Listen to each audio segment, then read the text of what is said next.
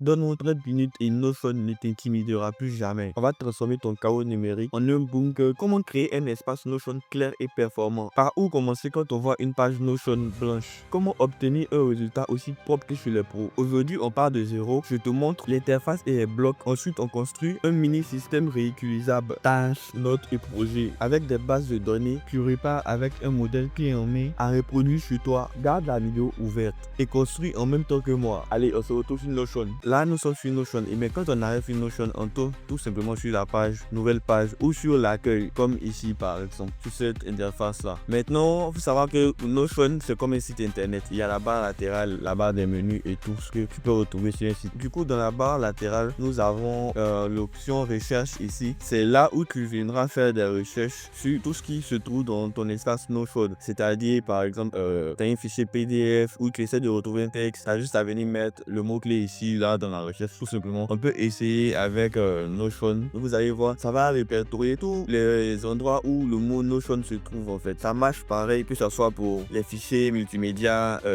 du texte, des images, tout ce que vous voulez, en fait. Et après ça, juste en dessous, ici, on a le bouton accueil. Dans le bouton accueil, on se retrouve sur cette page-là. Donc, première option ici, on a les pages récemment consultées. C'est-à-dire tout ce que vous avez ouvert sur Notion dans les différentes dernières minutes. C'est là que vous allez trouver les différentes pages là. Ensuite, on a l'option découvrir. Là, c'est un peu quand tu arrives nouvellement sur Notion, tu peux essayer de voir un peu comment ça fonctionne. Et là, tu vas essayer de connecter un compte pour pouvoir accéder à ces différentes informations. Et juste en dessous ici, on a la page calendar. C'est ici qui sera connecté avec ton Google Agenda. Par exemple, si tu as un agenda sur Google, il y a des différents événements bien programmés. Tu pourras retrouver tout ça directement dans ton espace Notion ici au lieu d'aller le consulter sur Google Calendar. Et là, on a la vue des peines, c'est-à-dire tout ce qui est des tâches, les bases de données. Tu peux même la connecter à une base de données. Mais là, comme c'est un début, on va en parler plus tard dans la vidéo. Et là, ici, c'est des modèles qui ont été déjà créés par Notion ou d'autres utilisateurs que tu peux essayer de récupérer. En gros, des mini templates quoi, que tu peux adapter pour faire quelque chose de plus personnalisé. Ici, c'est l'IA de Notion. C'est là, c'est un peu comme un mini chat GPT mais de Notion. Il est connecté 24 heures sur 24 à tout ton espace et tu peux essayer de travailler avec lui. Par exemple, là, comme ça, si tu as besoin, tu peux lui dire de te générer une to-do list, par exemple. Génère-moi une to-do list pour ma vidéo YouTube sur Notion. Et là, il va t'aider à élaborer to-do list pour ta vidéo YouTube sur Notion. Vous voyez comment c'est pratique. Tu peux tout lui demander. Il prend, mais il peut corriger du texte pour toi sur tout ce que tu veux. Et là, vous voyez. Si ça vous intéresse, faites-le moi savoir dans les commentaires et je vous en ferai une vidéo dédiée sur l'IA de Notion. Ensuite, on passe à la boîte de réception. La boîte de réception ici, c'est là que tu auras tous les rappels enregistrés sur Notion. Par exemple, si tu t'es fixé une alarme pour un événement bien précis ou bien le rappel de paiement d'un abonnement, c'est là que tu auras les rappels. Du coup, on va passer maintenant à l'espace page privée et page partagée. Savoir que sur Notion, tu as la possibilité d'avoir des mini conteneurs en fait. Par exemple, là, sur l'espace page privée, tout ce qui sera créé ici ne sera accessible que par toi et personne d'autre. Maintenant, quand vous créez une page Notion, vous avez la possibilité de connecter plusieurs personnes à l'intérieur pour pouvoir partager. Par exemple, là, comme ça, on va essayer de créer une nouvelle page et là, je peux mettre nouvelle vidéo Notion. Là, comme ça, on peut essayer de faire interagir quelqu'un d'autre sur cette page-là. Et pour ça, on va juste venir là dans partager, entrer son adresse mail et il sera connecté en fait à cet espace et il pourra interagir avec toi sur cet espace. Maintenant, là, on va passer à la seconde partie qui est les blocs. Faut savoir que sur Notion, tout est une question de blocs. En gros, maîtriser les blocs égale maîtriser Notion. Du coup, là, on va faire une nouvelle démonstration. Je vous avais dit quand on arrive sur cette page là de départ, c'est vide. Du coup, là, par exemple, si tu veux exploiter cette page, qu'est-ce que tu vas faire? Tu vas déjà venir mettre, par exemple, un titre, vidéo, YouTube. Il faut savoir que juste quand tu passes la souris juste en haut dessus, là, tu as l'option pour pouvoir ajouter une icône. C'est-à-dire, tu peux mettre une emoji ici ou rajouter une icône tout simplement. Par exemple là comme ça, tu peux même choisir les différentes couleurs pour l'icône que tu veux là et tu as aussi la possibilité de charger une image. Par exemple, tu peux télécharger l'image de ton logo ou bien c'est pas mettre quelque chose qui t'intéresse bien, qui fera plus référence au projet dans lequel tu es en train de travailler. Maintenant là juste au dessus, il y a aussi la possibilité de mettre de rajouter une couverture. Vous pouvez même la repositionner ici, c'est-à-dire placer bien de sorte à ce que ça s'affiche correctement. Une fois que vous avez enregistré la position, modifiez l'image de couverture. Ok. Là, vous avez aussi la possibilité de pouvoir la modifier et choisir un fond de couleur à la place d'une image. Il y a plusieurs images juste en dessous, des images de la NASA. Tu peux charger aussi une image que tu as sur ton ordinateur, sur ton téléphone. Vous avez là aussi la possibilité d'utiliser Unsplash et venir récupérer une image. Par exemple, là, on peut mettre piano et récupérer une image de piano là. On va juste cliquer dessus et vous voyez que l'image est juste là. On peut la repositionner comme l'autre tout à l'heure. Une fois que vous avez mis votre logo et votre image de couverture, là maintenant on va passer à la partie intéressante de Notion en fait. C'est là que tout va se passer. Comment les utiliser? Là vous voyez déjà il y a un petit plus ici. Quand vous cliquez dessus, vous allez voir tout ce qui est mis en forme, c'est-à-dire texte, les grands titres, les sous-titres, ici les listes à puces, les listes à tâches, tout ça en fait. Vous avez plein de petits outils que vous pouvez essayer de combiner pour créer des espaces très personnalisés. C'est-à-dire que là vous avez des fichiers médias, images, vidéos, code, bout de code, fichiers, aperçus de liens web, tout ce que vous voulez en fait, des vues, des graphiques et tout, des bases de données. Déjà là, on va passer tout simplement à un menu dépliant. Donc on peut mettre ici Instagram. Vous pouvez juste écrire ici case à cocher là. Là comme ça vous pouvez mettre publication, story, ensuite nouvelle tâche, post, midi, ainsi de suite. Et quand vous le fermez, vous ne voyez plus rien. Vous avez aussi la possibilité de dupliquer ça et venir en faire ici dupliquer, ou bien vous faites commande D ou CTRL D sur Windows et ça va le faire normalement. C'est nous fait CTRL D ou commande D, ainsi de suite. Et là vous pouvez venir mettre Facebook, Instagram. On a déjà une petite to-do list qu'on s'est créée facilement comme ça. Et vous avez aussi la possibilité de rajouter des médias comme les images et tout. Là, images, vidéos et audio, code. On va cliquer sur l'image pour voir pour commencer déjà. Et vous pouvez charger une image ici. C'est-à-dire là par exemple je vais passer directement sur une splash, récupérer une image de gâteau. Pour la vidéo ça sera plus simple. Vous voyez là vous avez une image ici que vous pouvez essayer de redimensionner un peu plus avec les bouts de côté là. Vous voyez, ça vous offre une grande possibilité. On peut quasiment faire un site web et partager le lien à un client en fait. Il n'y a pas besoin de savoir coder. Il faut juste avoir de la créativité et de l'imagination. Pour transformer cet espace en site web ici, il vous suffit juste de venir cliquer sur partager, ensuite publier. Et une fois que c'est publié, ce lien là, il est accessible à tout le monde en fait. Vous pouvez envoyer ce lien là à quelqu'un et puis il pourra accéder à votre site internet ou bien, je sais pas quoi. On va retourner sur notre espace Notion. Et là, vous avez la possibilité aussi de mettre votre propre nom de domaine. Si vous avez un nom de domaine personnalisé, c'est-à-dire par exemple google.com, quelque chose.com en fait, ou bien le nom de votre boîte.com, .ci, .fr, tout ce que vous voulez. C'est ici que ça se passe pour pouvoir ajouter votre propre nom de domaine. Maintenant, on va passer à quelque chose de plus important sur Notion et quasiment la meilleure fonctionnalité et celle que j'utilise le plus, c'est tout simplement les bases de données. Et bien, pour créer une base de données, quand vous arrivez là, vous avez la possibilité aussi de faire ça. Au lieu de juste venir cliquer sur le point ici, vous pouvez juste mettre un slash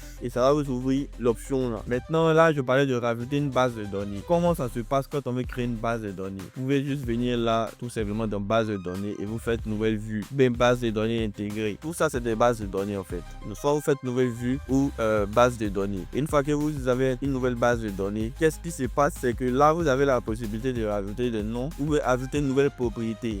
Les propriétés, ce sont des petites options que vous avez la possibilité de rajouter des numéros de téléphone, des listes, des sélections multiples, des états, des dates, des cases à cocher, des numéros de téléphone. Et là, par exemple, si vous êtes dans l'e-commerce et je sais pas quoi, là, on peut essayer de juste mettre nom du client, là, dans nom et là, mettre numéro de téléphone ici. Ensuite, sélection multiple. Là, on peut mettre juste, par exemple, c'est des montres ou des bijoux. Vous pouvez juste venir là mettre simplement produit la commande client X avec numéro de téléphone 06 50 60 88 30 40. Vous voyez quoi, vous avez juste un numéro de téléphone là et là le produit par exemple il peut avoir choisi des sandales ou une option montre, peu importe quoi, vous voyez. Et là il peut avoir aussi des emails pour au cas où vous avez un champ de remplissage d'email. Et ce qui est bien avec les bases de données, et bien c'est qu'on peut les connecter à distance sur la plupart des plateformes et avec un système d'automatisation, ça sera automatiquement rempli. Vous n'aurez pas à le remplir vous-même pour chaque commande en fait. Vous envoyez juste votre lien à un client et cette option sera remplie en automatique. Pour ça, moi j'ai l'habitude d'utiliser un outil qui s'appelle Tally. Avec Tally, une fois que c'est connecté ensemble avec Notion, toute nouvelle solution d'une nouvelle commande sera directement intégrée dans votre base de données Notion. Vous voyez un peu comment ça se passe avec Notion. Vous avez la possibilité de faire énormément de choses. Et là aussi, vous avez la possibilité d'afficher cet espace-là dans des vues différentes. Par exemple, exemple, ici, là, vous avez la possibilité d'avoir la vue table, il y a la possibilité cabane, ici, il y a la possibilité chronologie, il y a calendrier, liste,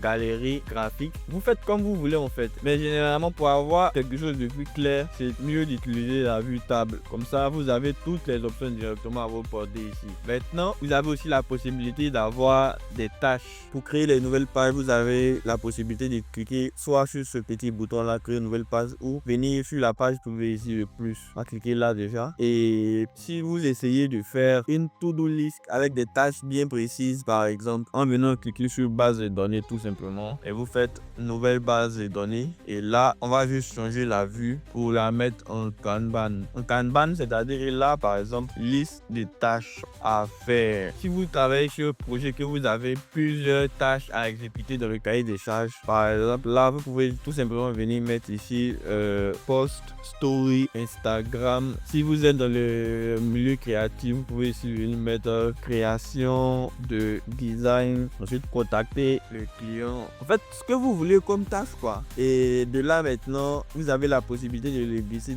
en cours et aussi terminer si la tâche est terminée en fait.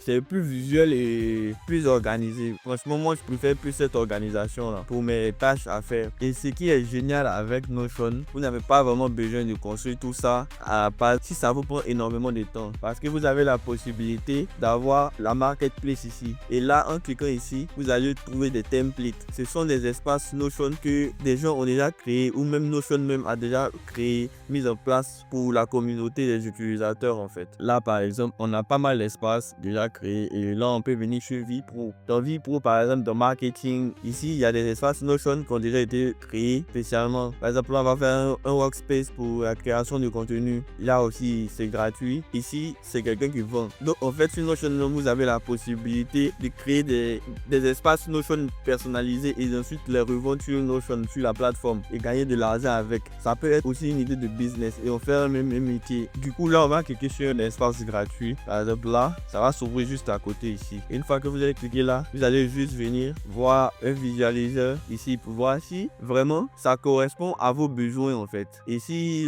la template est parfaite pour vous, vous allez juste retourner dans le calendrier ici et l'ajouter à votre espace de travail. Et là maintenant, on va le retrouver jusqu'ici dans l'espace privé calendrier. Vous pourrez venir modifier et faire ce que vous voulez en fait. C'est un peu comme ça fonctionne. Donc si vous avez besoin de templates déjà faites, vous pouvez juste venir là dans le marketplace et essayer de retrouver quelque chose là. Maintenant, il y a un bonus, quelque chose de plus simple. Par exemple, si vous êtes dans le milieu créatif, dans la création de contenu comme ça, vous pouvez aussi utiliser ChatGPT. Génère-moi une base de données Notion avec toutes les propriétés nécessaires à la création de contenu pour une marque de vêtements et mets une dizaine d'idées. On va lancer ça voir. Là, il lui demande veux-tu que j'exporte ça directement en CSV pour importer dans Notion dans une colonne à remplir avec des 10 idées intégrées. On va tout simplement lui dire oui, vas-y. Et là, normalement, il analyse et il va nous générer ça d'ici quelques secondes. Là, on va juste faire télécharger le CSV, base de données, modèle de contenu. On va tout simplement venir dans téléchargement, base de données ici. On va faire compresser et on va retourner sur notre espace Notion ici dans la nouvelle page.